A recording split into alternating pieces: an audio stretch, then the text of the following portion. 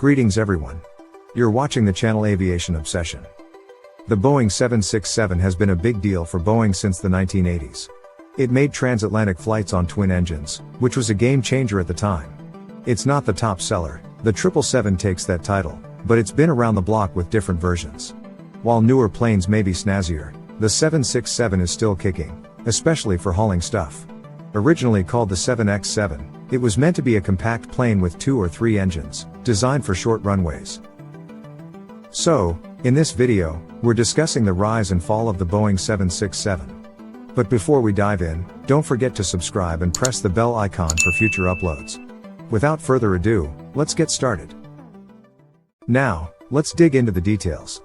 Back then, this idea didn't align well with airlines. But by 1976, Boeing had changed its game plan. They aimed for a bigger twin-engine jet that could go the distance. Airbus and their A300 might have nudged them in that direction. Airbus rolled out its twin-engine widebody in 1972, and Boeing wanted a piece of the action. So, they kicked off the 767 project in 1978 after United Airlines ordered 30 of these babies. Then American Airlines and Delta Air Lines hopped on the bandwagon too. Boeing had to expand its factory to handle the load. Meanwhile, they were also working on the 757, and these two projects shared a bunch of stuff, like interior design, cockpit vibes, and avionics. The 757 even got a mini version of the same wing. Airbus did something similar, and went a bit further, with their A330 and A340. Back in the day, the 757 and 767 were all about saving fuel. And trust me, that was a total game changer. Before these twins came along, everyone was obsessed with cramming into seats and speeding around. But the 767 had a different plan. It aimed to slash operating costs by a whopping 20% to 30% compared to its predecessors. After approximately 10 months of testing 6 planes, the very first aircraft took off with United Airlines in September 1982. At first, they had 3 variants in mind for the plane. The smaller 767-100 got tossed aside since the 757 had that covered. And the 3-engine version, the 767MR/LR, got the boot to keep the twin-engine magic alive. So, when it debuted, the spotlight was all on the -200. Alright, let's chat cockpit style. Back in the day, the early -200s had a unique cockpit setup. The 757 and 767 introduced the sleek 2-person cockpit for Boeing. In contrast, the Airbus A300, the first widebody twin, boasted a 3-person cockpit. This stirred some cockpit debate among airlines. Some crews preferred the trio. United Airlines considered 3, but safety checks gave 2 the green light. For safety, the initial rule for the 767 was to remain within 90 minutes of a diversion airport. Safety is the name of the game. Hold on tight for some groundbreaking aviation advances. Back then, these twins couldn't cross the Atlantic due to cockpit rules. But in the mid-80s, ETOPS rules changed the game.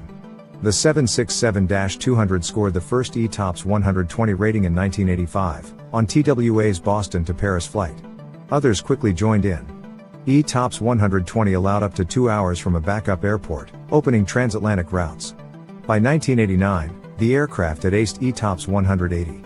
Today, it's still soaring high in passenger and cargo roles.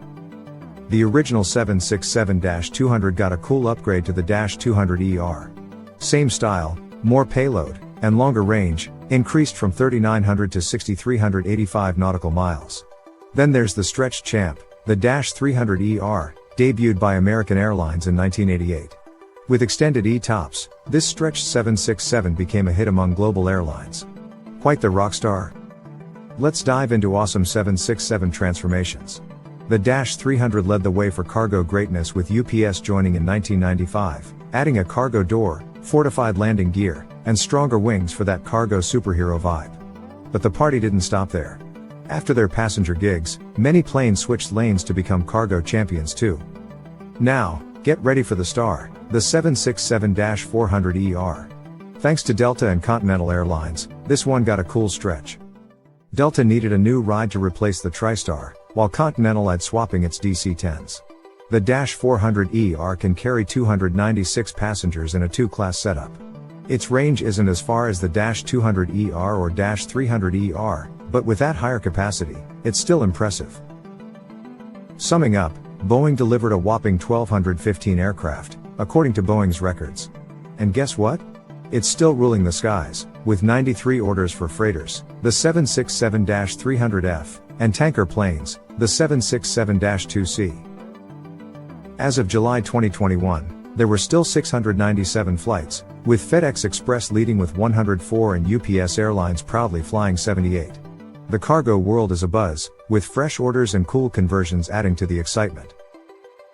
Amazon, for instance, grabbed a bunch from Delta and WestJet. Delta Airlines is still the boss in the passenger game, with 69 of these bad boys, while United Airlines is right behind with 54 planes. American Airlines said goodbye to theirs in 2020, aiming for simplicity during the pandemic. Back in 2000, the -400ER arrived, and Boeing had even bigger plans for the 767. They were thinking about a beefier 767X with a wider body and a super long-range -400ERX. But hey, the early 2000s weren't great for airlines, and these plans got ditched in 2001. Then, Boeing switched gears and put the focus on the super-efficient Boeing 787, initially known as the 7E7. And the idea of a bigger 767X merged with the 777 program. The 787 was all about better engines and a fancy composite body, making operations way cheaper. Since it had a similar capacity to the 767, many airlines chose it to swap out their aging 767s. But hey, the 767 isn't down and out. It's still rocking it as a cargo superstar and a refueling tanker. Boeing has 93 orders to fill, all for freighters or tankers. And here's the fun part, there's a chance we could see a spruced up 767 with new tech and engines. Not impossible, just look at the 737, which has seen quite a few versions since the 1970s, including the 737 MAX. The 777 is still alive and kicking, and we're super pumped for the upcoming 777X. Oh, and there was chatter about a fresh mid-sized offering from Boeing known as the new midsize aircraft or NMA. This beauty could replace the 757 and rock a widebody setup like the 767. Think a capacity of around 220 and maybe a stretched version with 267 seats. The NMA idea hit the brakes in 2020. You see, there were some hiccups in the 737 MAX program, costing Boeing both time and money.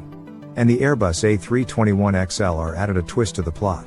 Airbus was already dishing out its long-range widebody, and Boeing needed to rethink its next move. But hold up, nothing's set in stone about what's next.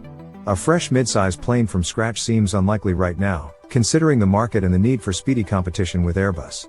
Boeing could jazz up the 737, 757, 767, or even the 787. Each has its quirks, and while an upgraded 767 isn't the frontrunner, it's not out of the picture. Oh, and don't think the 767 program is closing shop, they still have nearly 100 orders to fill. What's your take? Will we see a new version roll out? Share your thoughts in the comments below. Thank you so much for watching.